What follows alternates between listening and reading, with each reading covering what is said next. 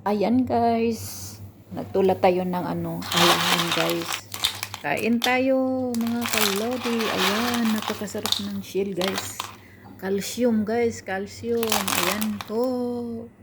Ayan, gasan ko na tapos lagyan ng kamatis at saka yung tanglad. Ayan guys, sibuyas, dahon. Yan po, napakasarap guys. Yan, kain tayo mga lodi. Ayan na. 20 minutes lang yan. Pakuluan guys. Dito na yan. Napakasarap naman ang guys. Ang kanyang,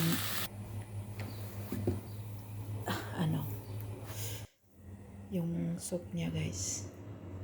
Ayan, luto na guys. Salamat guys. Thank you so much. Please subscribe my channel guys. And thank you. And share and like. Please subscribe. Pakitulong lang po. Thank you. Thank you.